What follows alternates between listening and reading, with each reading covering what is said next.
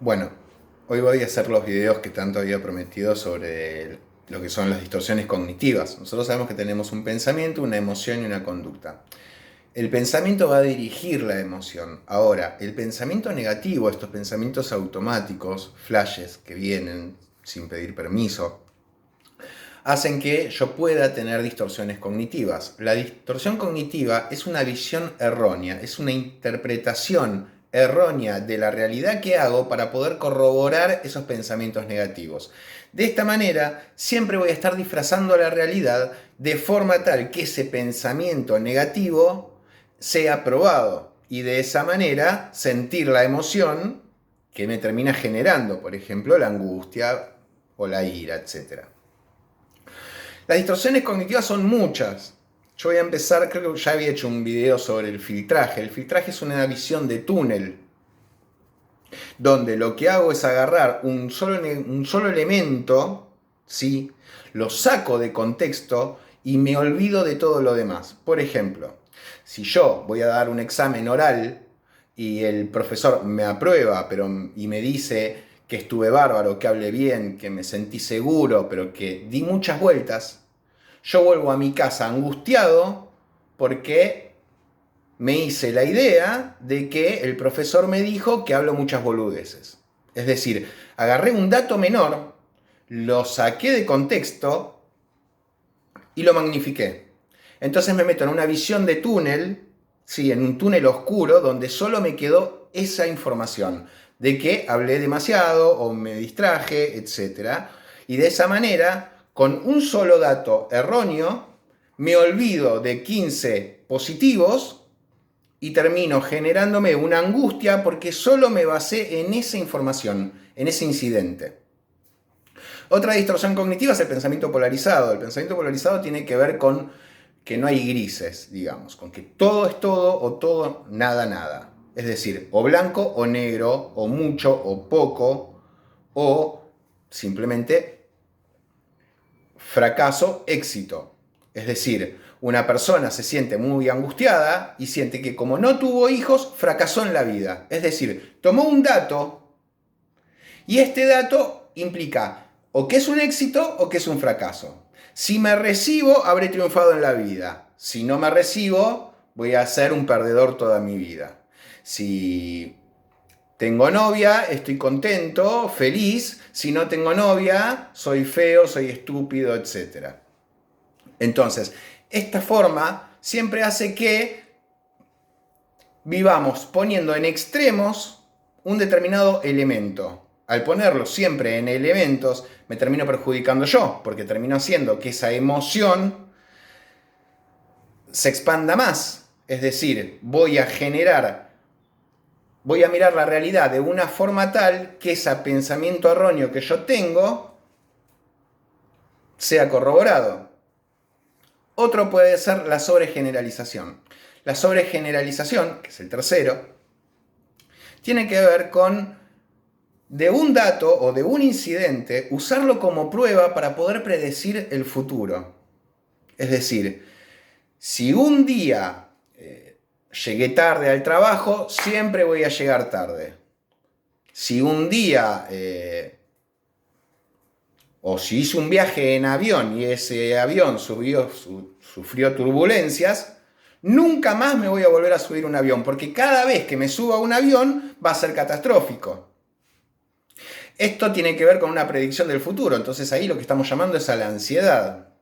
Tengo un paciente que en las vacaciones sufrió un ataque de pánico extremo.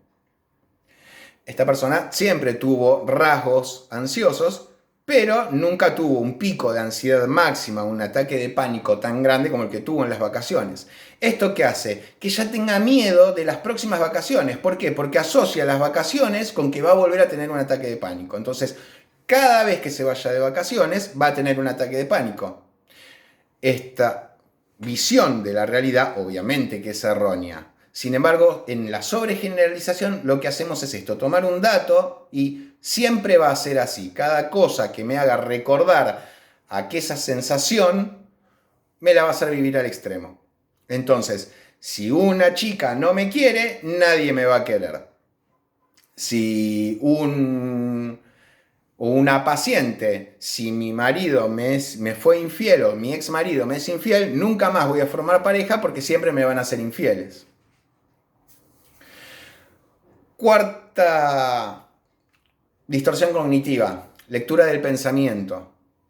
Esto suele pasar mucho, donde saco una hipótesis de lo que el otro está pensando. Y esa hipótesis que yo hago me la formo como verdadera. Es real y no hay manera de cómo cambiarla. A su vez confirma lo que yo estoy pensando de mí. Si yo voy al kiosco, el kiosquero me atiende mal, seguramente cree que lo voy a cagar con el vuelto. O cree que lo voy a cagar con la plata.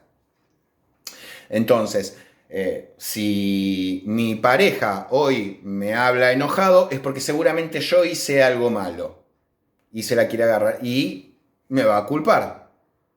Entonces todo el tiempo estoy haciendo lecturas de lo que al otro le pasa o de lo que el otro siente o de lo que el otro piensa. Y siempre en ese pensamiento, ese sentimiento que yo leo en el otro, lo uso como una hipótesis de que yo hice algo mal o que es algo en contra mío. La quinta puede ser, la quinta distorsión cognitiva que voy a nombrar, tiene que ver con la visión catastrófica. La visión catastrófica tiene que ver con un dato mínimo o un incidente mínimo, lo llevo al máximo de los extremos. ¿Qué quiere decir esto? Si, un ejemplo muy extremo, qué sé yo, si voy en un barco y de repente se pincha algo, el barco se va a hundir. ¿Sí? Entonces, todo lo que vaya pasando, yo lo hago al extremo, lo vivo al extremo. Y siempre la predicción que hago del futuro va a ser catastrófica. Entonces, esto tiene que ver siempre cuando arranco con ¿y si? Me duele la cabeza, ¿y si tengo cáncer? O, como este paciente que decía antes, me voy de vacaciones, ¿y si me agarro un ataque de pánico? Me voy a esquiar, ¿y si me rompo la pierna? Siempre hay haciendo una predicción del futuro catastrófica. Entonces por eso se llama visión catastrófica. La sexta tiene que ver con lo que es la personalización. La personalización tiene que ver con hacerse cargo de todo lo que está pasando en el exterior, en el ambiente. Si mi novia está angustiada, seguramente está enojada conmigo. Si de repente una paciente, por ejemplo, decía que, mejor dicho, un paciente me decía que la mujer se vivía quejando de los precios del supermercado. El marido vino con una angustia descomunal al consultorio porque creía que la mujer lo que le estaba diciendo indirectamente era que él ganaba poca plata. Es decir, todo lo que pasa en el ambiente yo lo transformo de forma tal de hacerme cargo y de personalizar que todo lo que está pasando afuera es en base a mí. Esa es la personalización.